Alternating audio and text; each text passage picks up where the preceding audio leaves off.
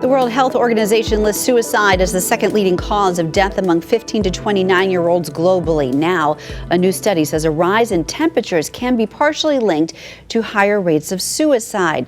Jacob Wyckoff joins us now. I'm actually joining you in your home to talk about such a serious, potentially traumatic situation. Absolutely. So I spoke to the author of this study, a UMass professor, on these links and where we go from here.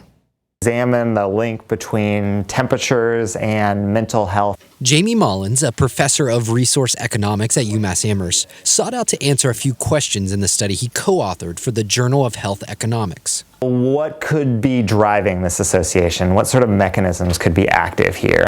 It's widely known that our physical health can be affected by extreme heat.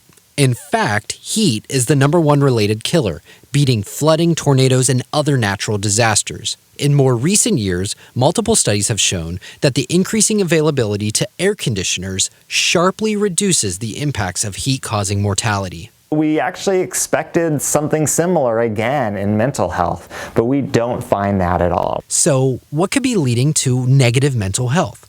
Mullins attributes one surprising source: a poor night's sleep. But where does climate come into play? We were able to show that the association that we identify between higher temperatures and kind of worse mental health is actually largely due to nighttime temperatures. If you think about when it's really hot out, you just don't sleep as well. In many cases, nighttime low temperatures are increasing more rapidly than daytime high temperatures. Simply put, the Earth isn't cooling down at night as efficiently as in years past. Sleep is highly important for our day-to-day bodily functions. Elaine Burgess, clinic director of MHA in Springfield.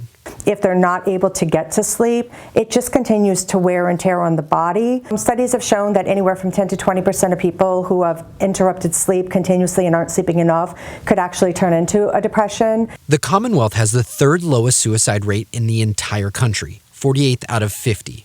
But Mullins said we should not take that for granted. 4% of people in Massachusetts report having serious suicide ideation in a given year. That's a significant number. Yeah, and so whether that's 48th or first, I think that's a number that we need to take seriously, and that we really should be caring about these people because they are all of us who can face a mental health issue sometime in our life. One of the study's takeaways is that with the increasing temperatures, there will be an increasing demand for mental health services and providers. It underscores the need for this connection to be on people's radar when we're thinking about adapting to climate change, when we're thinking about what the implications of climate change might be. Or if you or a loved one are contemplating suicide, please know that there is help out there. Counselors are available locally, like MHA, as well as the National Suicide Hotline. That number at the bottom of your screen, 1-800-273-8255. Western Mass News will be right back.